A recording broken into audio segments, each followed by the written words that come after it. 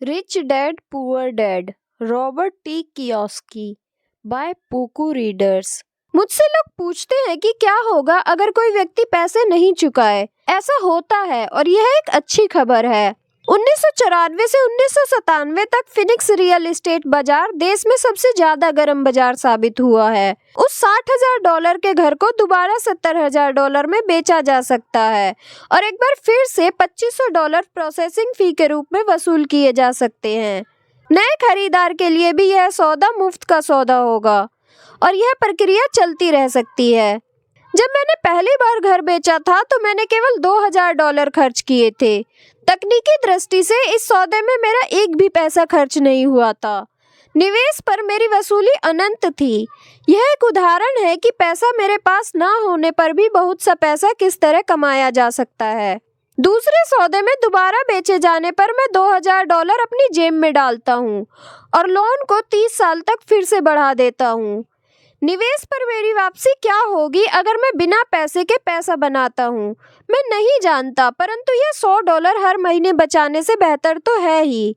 $100 हर महीने दरअसल $150 प्रति माह की रकम है, क्योंकि 40 साल तक इस पर 5% का टैक्स लग चुका है और एक बार फिर आप पर 5% टैक्स लगता है। यह करना बहुत बुद्धिमानी की बात नहीं है। यह सुरक्षित हो सकता है परंतु यह स्मार्ट नहीं है। आज 1997 में जब मैं यह पुस्तक लिख रहा हूँ तो बाजार की स्थितियाँ 5 साल पहले की स्थिति से पूरी तरह अलग है। फिनिक्स का रियल एस्टेट बाजार पूरे अमेरिका की ईर्ष्या का केंद्र बना हुआ है। जो घर उस समय हमने $60,000 में बेचे थे, आज उनकी कीमत $1,10,000 हो चुकी है। अब भी ऐसे मौके हैं, परंतु अब उनकी खोज करने में मुझे बहुत समय और पैसा खर्च करना पड़ेगा। वे दुर्लभ हैं, परंतु आज हजारों खरीदार इन सौदों की तलाश में भटक रहे हैं और बहुत कम समझदारी भरे मौके मौजूद हैं। बाजार बहुत बदल चुका है। यह आगे बढ़ने का समय है और संपत्ति वाले कॉलम में दूसरे मौके ढूंढने का समय है। आप यहाँ ऐसा नहीं कर सकते। यह कानून के खिलाफ है। आप झूठ बोल रहे हैं। मैं इस तरह की प्रक्रियाओं को ज्यादा सुनता हूँ। और क्या आप मुझे ऐसा करने का तरीका बता सकते हैं? यह आग्रह कम सुनता हूँ। गणित आसान है। आपको इसमें बीजगणित या कैलकुलेटर की ज़रूरत नहीं है। मैं ज़्यादा इसलिए नहीं लिखता क्योंकि एस्क्रो कंपनी कानूनी सौदे को संभालती है और भुगतान की सेवा को भी। मुझे छत ठीक करवाने या टॉयलेट ठीक करवाने का झंझट भी नहीं उठाना पड़ता, क्योंकि यह घर के मालिक का काम है। यह उनका घर है। कभी कभार कोई पैसा नहीं चुकाता और यह भी अच्छा होता है क्योंकि उसमें विलंब शुल्क मिलता है, या वे घर छोड़कर चले जाते हैं और प्रॉपर्टी एक बार फिर से बेच दी जाती है। कोर्ट सिस्टम यह सब संभाल लेता है और हो सकता है यह आपके इलाके में काम ना करे। बाजार की स्थिति अलग हो सकती है, परंतु यह उदाहरण दर्शाता है कि किस तरह एक आसान वित्तीय प्रक्रिया कुछ ही समय में लाखों डॉलर बना सकती है, जिसे बनाने में आपका ज्यादा पैसा भी नहीं लगता और आपको जोखिम भी कम होता है। यह अनुबंध से बनाए जाने वाले पैसे का उदाहरण है। जिसके पास भी हाई स्कूल तक की शिक्षा है वह ऐसा कर सकता है, परंतु ज्यादातर लोग ऐसा नहीं करते। ज्यादातर लोग मेहनत करो और पैसा बचाओ की पुरानी सलाह सुनते हैं। लगभग 30 घंटे की मेहनत के बाद लगभग $1,90,000 संपत्ति वाले कॉलम में आ गए और इसके लिए टैक्स भी नहीं देना पड़ा। इनमें से कौन सी सलाह आपको ज्यादा कठिन लगती है? नंबर 1, कड़ी मेहनत करो, 50% की दर से टैक्स चुकाओ और फिर जो रकम बचती है उसमें से बचत करो। आपकी बचत पर आपको 5% ब्याज मिलता है, जिस पर एक बार फिर टैक्स लगता है। या नंबर 2, पैसे की समझ विकसित करने का समय निकालो और अपने दिमाग और संपत्ति वाले कॉलम की ताकत का इस्तेमाल करो। इसमें वह समय भी जोड़ लें जो आपको विकल्प नंबर 1 के प्रयोग द्वारा $1,90,000 बचाने में लगता है, क्योंकि समय आपकी सबसे बड़ी संपत्ति है। अब आप समझ सकते हैं कि मैं क्यों चुपचाप अपना सिर हिलाता हूँ जब मैं लोगों को यह कहते सुनता हूँ, मेरा बच्चा स्कूल में अच्छी पढ़ाई कर रहा है और उसे अच्छी शिक्षा मिल रही है। यह अच्छी हो सकती है, परंतु क्या यह पर्याप्त है? मैं जानता हूँ कि उपयुक्त निवेश तकनीक एक छोटी तकनीक है। इसे यह बताने के लिए लिखा गया है कि किस तरह एक छोटी सी रकम बड़ी रकम में बदल सकती है। एक बार फिर मेरी सफलता यह बताती है कि मजबूत वित्तीय नींव कितनी महत्वपूर्ण होती है, जो मजबूत वित्तीय शिक्षा से शुरू होती है। मैंने इसे पहले कहा है और यह इतना महत्वपूर्ण है कि मैं इसे एक बार फिर दोहराना चाहता हूँ। वित्तीय बुद्धि 4 मुख्य तकनीकी दक्षताओं से मिलकर बनती है। नंबर 1, वित्तीय साक्षरता, जो कि अंकों को पढ़ने की योग्यता है। नंबर 2, निवेश की रणनीति, जो धन द्वारा धन बनाने का विज्ञान है। नंबर 3, बाजार, जो मांग और पूर्ति से है। अलेक्जेंडर ग्राहम बेल ने बाजार को वह दिया जो इसे चाहिए था। यही बिल गेट्स ने भी किया। यह मौका भी बाजार ने दिया था कि $20,000 में कोई मकान खरीदकर उसे $60,000 में बेच दिया जाए, जबकि उसकी असली कीमत $75,000 थी। कोई घर खरीद रहा था तो कोई बेच रहा था। नंबर 4, कानून, जो कि अकाउंटिंग, कॉरपोरेट, स्टेट्स और नेशनल कानूनों और नीतियों के बारे में जागरूकता है। मैं नियमों के भीतर रहकर खेलने की सलाह देता हूँ। अगर आप पैसे का आविष्कार करना चाहते हैं तो आप में यह मूलभूत आधारशिला होनी चाहिए। यह इन दक्षताओं का समन्वय होना चाहिए, चाहे आप ऐसा छोटा घर, बड़े अपार्टमेंट, कंपनियां, स्टॉक, बॉन्ड, म्यूचुअल फंड, बहुमूल्य धातुएं, बेसबॉल कार्ड खरीद कर करें या इसी किस्म का कोई दूसरा काम करें। 1996 तक रियल एस्टेट मार्केट सुर्खियों में था और हर कोई इसमें जा रहा था। स्टॉक मार्केट में भी बूम हो रहा था और हर कोई उसमें जा रहा था। अमेरिका की अर्थव्यवस्था अपने पैरों पर खड़ी हो रही थी। मैंने 1996 में बेचना शुरू कर दिया और मैं अब पेरू, नॉर्वे, मलेशिया और फिलीपींस की यात्रा कर रहा था। निवेश बदल गए थे। जहाँ तक खरीदारी का सवाल था, अब हम रियल एस्टेट बाजार से बाहर थे। अब मैं अपनी संपत्ति वाले कॉलम के भीतर आंकड़ों को बढ़ते देखता हूँ और शायद इस साल के आखिर में बेचना शुरू कर दूंगा।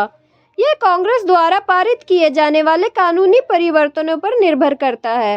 मैं आशा करता हूँ कि 6 छोटे घरों के सौदों को बेच दूंगा और $40,000 के नोट को धन में बदल लूंगा।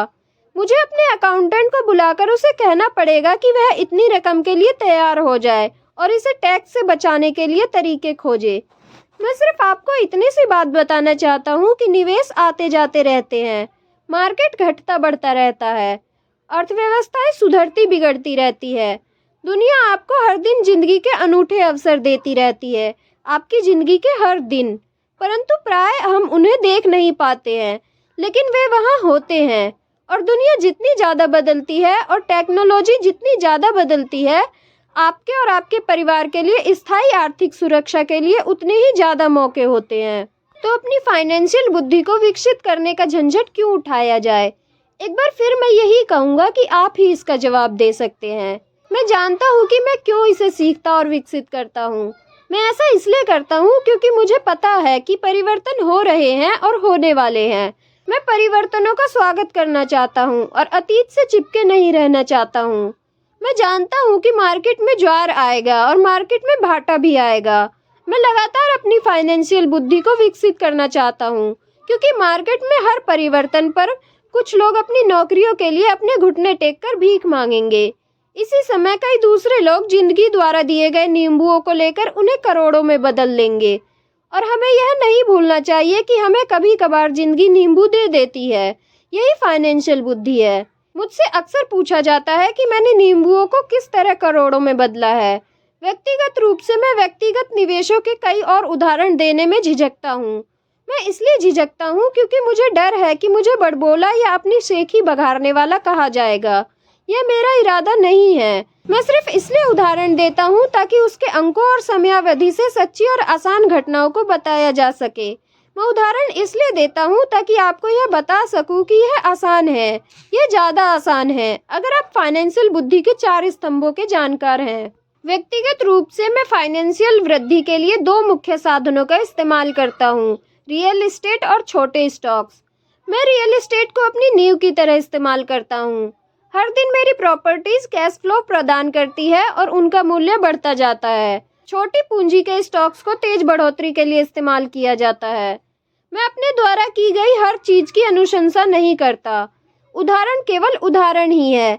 अगर अवसर बहुत जटिल है और मैं निवेश को नहीं समझ पाता हूँ तो मैं निवेश नहीं करता हूँ। पैसे के बारे में निर्णय लेने में हमें केवल साधारण गणित और कॉमन सेंस की जरूरत होती है। उदाहरण का प्रयोग निम्न 5 कारणों से किया जाता है। नंबर 1, लोगों को ज़्यादा सीखने के लिए प्रेरित करने के लिए। नंबर 2, लोगों को यह बताने के लिए कि अगर नींव मजबूत है तो पैसे का महल बनाना आसान है। नंबर 3, यह बताने के लिए कि कोई भी ढेर सारा पैसा बना सकता है।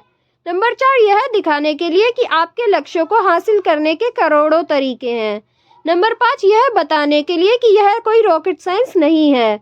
1989 में मैं ओरेगन के पोर्टलैंड में एक खूबसूरत जगह पर जॉगिंग किया करता था। यह एक उपनगर था जहाँ छोटे छोटे घर बने हुए थे। वे छोटे और बहुत सुंदर थे।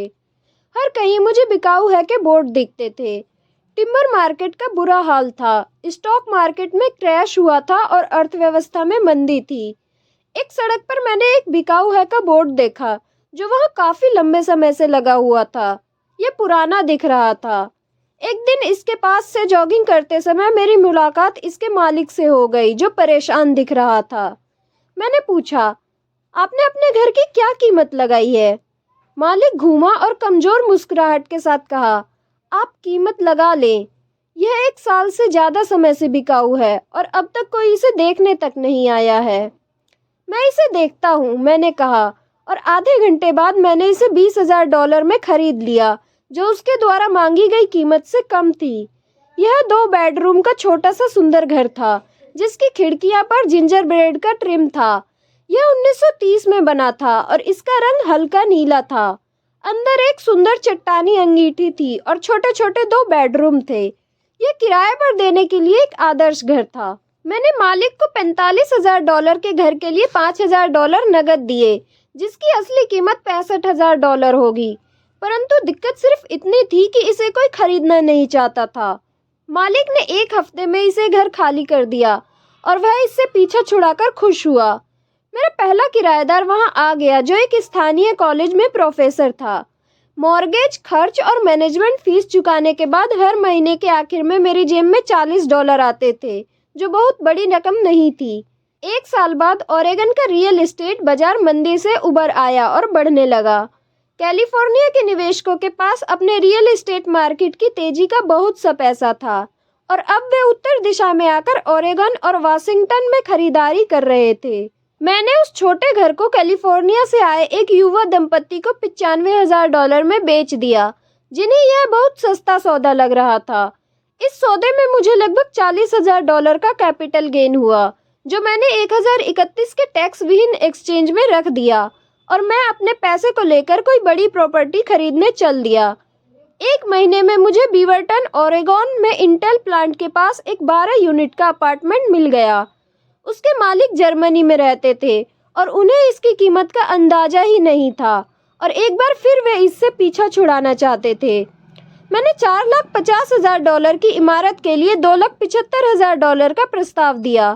वे $3 लाख पर मान गए। मैंने इसे खरीद लिया और इसे 2 साल तक अपने पास रखा। फिर उसी 1031 एक्सचेंज प्रक्रिया का फायदा उठाते हुए मैंने उस इमारत को $4,95,000 में बेच दिया और एरिजोना फिनिक्स में एक 30 यूनिट का अपार्टमेंट खरीद लिया। तब तक हम फिनिक्स चले गए थे और हमें वैसे भी इसे बेचना था। पहले जो अपार्टमेंट ओरेगन के बाजार का था वही मंदी का माहौल फिनिक्स के रियल एस्टेट मार्केट में देखने को मिला।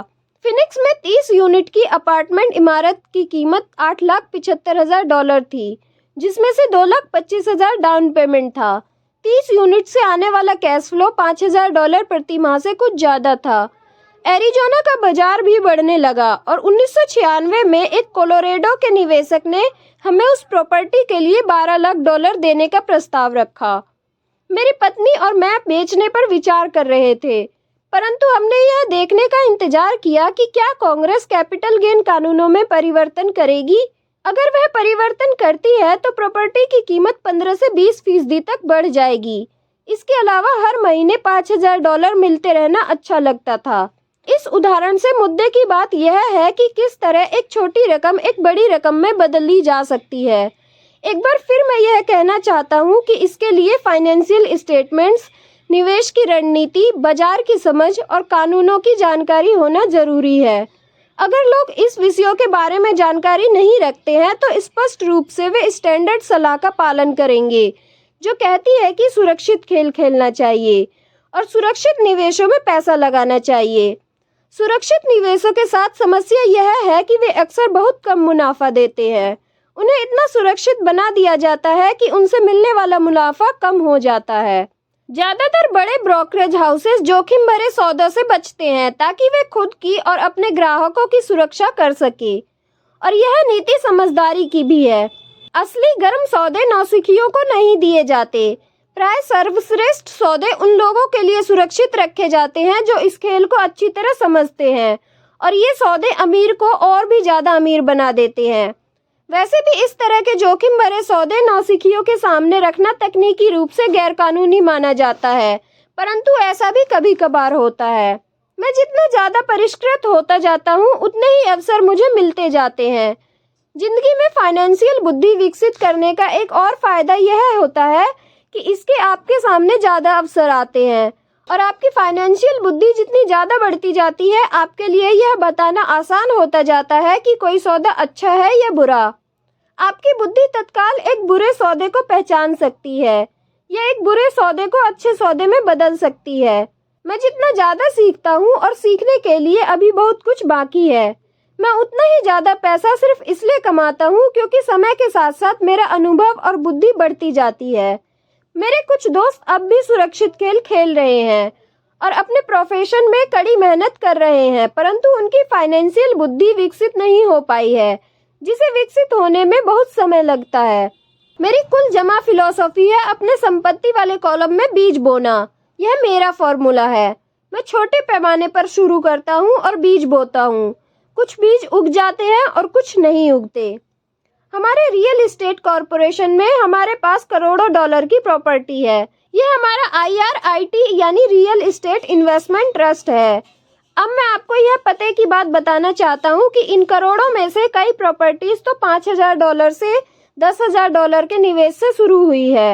नगद पैसे से खरीदी गई है प्रॉपर्टीज खुशकिस्मती से तेजी से बढ़ते बाजार में ज्यादा कीमत हो गई थी, और टैक्स से मुक्त रहते हुए इन्हें खरीदा और बेचा गया था, और ऐसा कई सालों तक किया गया था। हमारा एक स्टॉक पोर्टफोलियो भी है, जिसे मैं और मेरी पत्नी हमारा पर्सनल म्यूचुअल फंड कहते हैं। हमारे कुछ दोस्त हमारे जैसे निवेशकों के साथ ही बिजनेस करते हैं, जिनके पास हर महीने निवेश करने के लिए कुछ अतिरिक्त धन होता है। हम ज्यादा जोखिम वाले प्राइवेट कंपनियों के शेयर खरीदते हैं जो अमेरिका या कनाडा में स्टॉक एक्सचेंज पर सार्वजनिक होने जा रही है। कितनी तेजी से धन बढ़ता है, और इसका उदाहरण इस तरह देखें। हमने कंपनी के सार्वजनिक होने से पहले 25 सेंट प्रति शेयर की दर पर 1 लाख शेयर खरीदे। 6 महीने बाद जब कंपनी शेयर बाजार में दर्ज हो गई तो उसके शेयर का भाव 2 लाख प्रति डॉलर हो गया। अगर कंपनी का प्रबंध अच्छा है तो कीमतें बढ़ती रहेंगी और स्टॉक $20 प्रति शेयर या इससे भी ज्यादा होगा। ऐसे भी कई वर्ष रहे हैं जब हमारे $25,000 1 साल से भी कम समय में $10 लाख बन गए हैं। यह जुआ नहीं है अगर आप यह जानते हैं कि आप क्या कर रहे हैं। यह जुआ है अगर आप सौदे में अपना पैसा फेंक रहे हैं और भगवान से सफल होने की दुआ कर रहे हैं। आपको अपने तकनीकी ज्ञान, बुद्धि और खेल के प्रति प्रेम की जरूरत होगी ताकि जोखिम कम से कम रहे।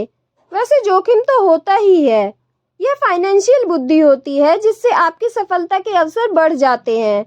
इसी कारण जो चीज एक आदमी के लिए जोखिम भरी होती है वह दूसरे आदमी के लिए उतनी जोखिम भरी नहीं होती। यही वह मूल कारण है जिसकी वजह से मैं लोगों को लगातार प्रेरित करता हूँ कि वे स्टॉक, रियल एस्टेट या दूसरे बाजारों में निवेश करने के बजाय फाइनेंशियल बुद्धि में निवेश करें। आप जितने ज्यादा स्मार्ट होंगे आपके सफल होने के अवसर उतने ही ज्यादा होंगे। मैं व्यक्तिगत रूप से जिन स्टॉक में निवेश करता हूँ उनमें बहुत ज्यादा जोखिम होता है और इसलिए मैं उनकी अनुशंसा नहीं करता हूँ। मैं इस खेल को 1979 से खेल रहा हूँ और मैंने इसमें काफी अनुभव हासिल कर लिया है। परंतु अगर आप दोबारा पढ़ेंगे कि इस तरह के निवेश ज्यादातर लोगों के लिए जोखिम भरे क्यों होते हैं, तो आप अपनी जिंदगी को अलग तरह से निर्धारित कर सकेंगे, जिससे $25,000 से 1 साल में $10 लाख बनाना आपके लिए कम जोखिम भरा होगा। जैसे पहले ही कहा जा चुका है, मैंने जो लिखा है मैं आपको वैसा करने की सलाह नहीं देता हूँ। मैं सिर्फ आपको यह समझाना चाहता हूँ कि यह आसान है और संभव है।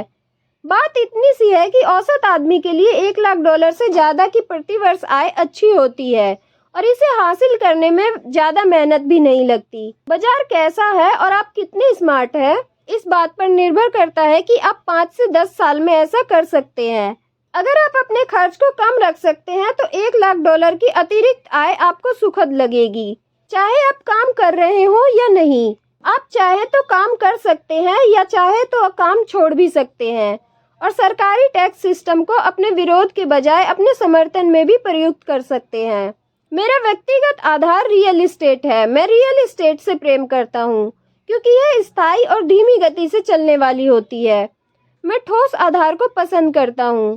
कैश फ्लो भी आमतौर पर स्थायी ही होता है और अगर इसे अच्छी तरह मैनेज किया जाए तो इसकी कीमत बढ़ने की भी अच्छी संभावना होती है।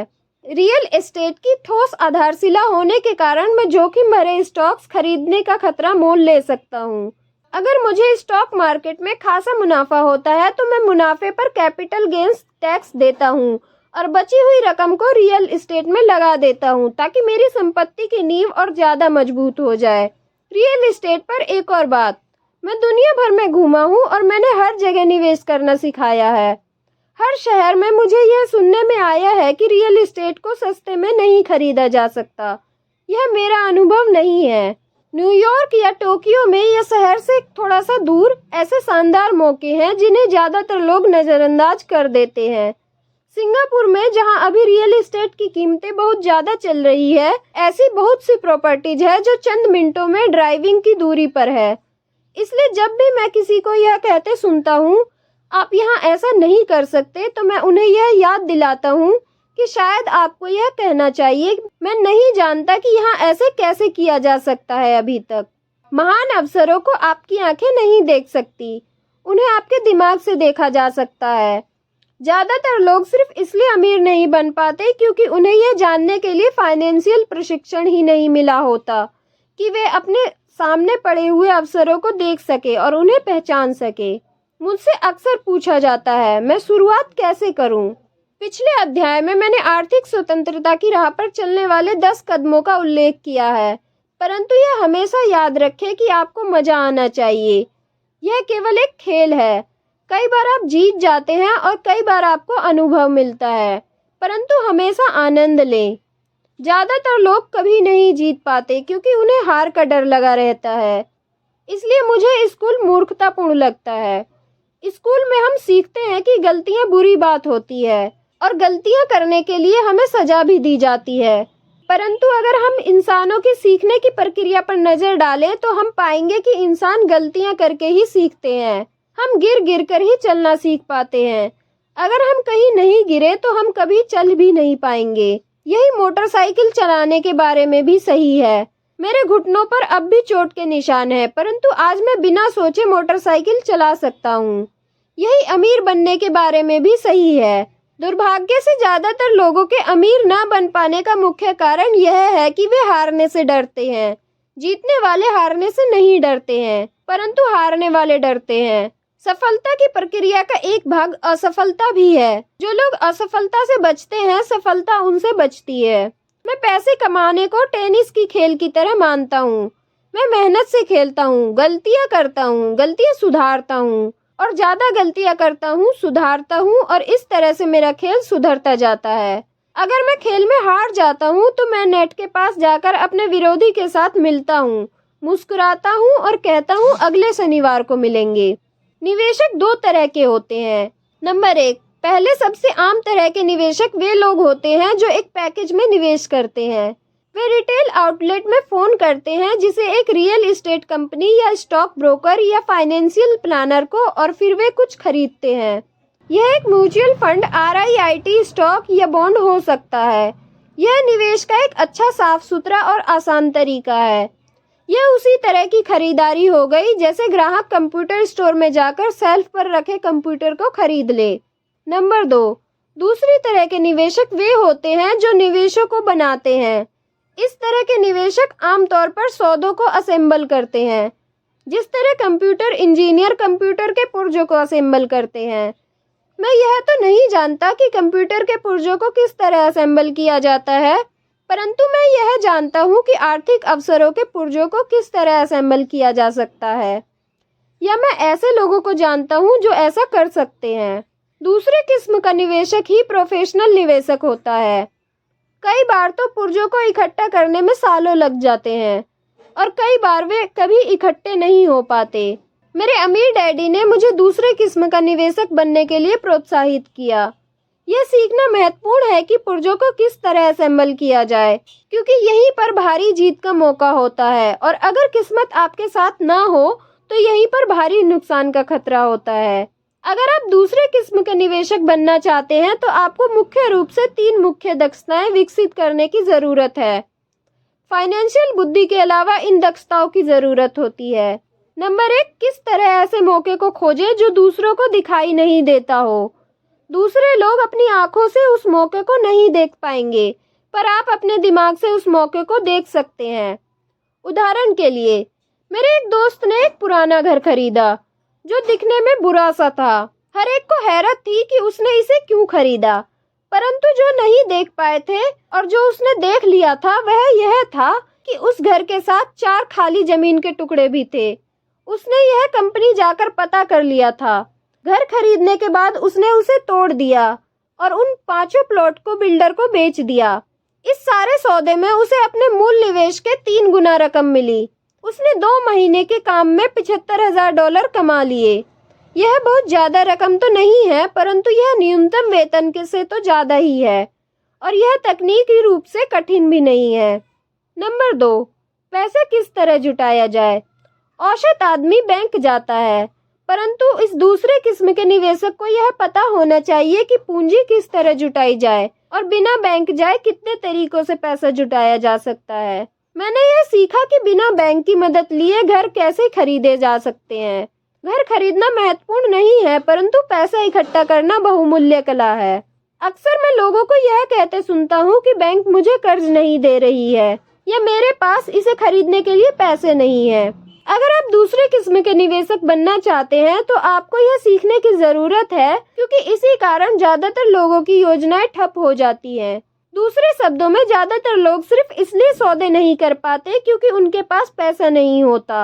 अगर आप इस बाधा को पार कर सकते हैं तो आप ऐसे लोगों से मीलों आगे होंगे जिन्होंने इन दक्षताओं को नहीं सीखा। ऐसे कई मौके आए हैं जब मैंने घर या स्टॉक या अपार्टमेंट बिल्डिंग को खरीदा है, जबकि मेरी बैंक में एक भी पाई नहीं थी। मैंने एक अपार्टमेंट हाउस को 12 लाख में खरीदा। मैंने इसके लिए एक अनुबंध किया जो खरीदार और बेचने वाले के बीच में लिखित अनुबंध था। फिर मैंने $1 लाख का डिपॉजिट इकट्ठा किया, जिससे मुझे बाकी पैसे को जुटाने के लिए 90 दिन की मोहलत मिल गई। मैंने ऐसा क्यों किया? क्योंकि मैं जानता था कि इसकी असली कीमत $20 लाख थी। मैंने इस पैसे को कभी नहीं जुटाया। इसके बजाय जिस आदमी ने मुझे $1 लाख दिए थे, उसने मुझे $50,000 दिए ताकि वह मेरी जगह पर आ जाए, और इस तरह वह मेरी जगह पर आ गया और मैं उस निवेश से बाहर निकल गया। और इस काम में मेरे कुल जमा 3 दिन लगे। एक बार फिर मैं यह कहना चाहता हूँ कि आप क्या खरीदते हैं यह महत्वपूर्ण नहीं है। महत्वपूर्ण यह है कि आप कितना जानते हैं। निवेश करना खरीदना नहीं है, यह एक ज्ञान है। नंबर 3, किस तरह स्मार्ट लोगों को संगठित किया जाए। ऐसे लोग समझदार होते हैं जो या तो अपने से ज्यादा समझदार लोगों के साथ काम करते हैं या उन्हें काम पर रखते हैं। जब भी आपको सलाह की जरूरत हो तो यह सुनिश्चित कर लें कि आपका सलाहकार ज्यादा समझदार हो। सीखने के लिए बहुत कुछ है, परंतु इसके पुरस्कार भी बहुत कीमती हो सकते हैं। अगर आप इन दक्षताओं को नहीं सीखना चाहते तो आपको पहली किस्म का निवेशक बनने की सलाह दी जाती है। आप जो जानते हैं वही आपकी सबसे बड़ी पूंजी है। आप जो नहीं जानते वही आपका सबसे बड़ा जोखिम है। जोखिम तो हमेशा रहता है, इसलिए इससे बचने के बजाय इसे मैनेज करना सीखें।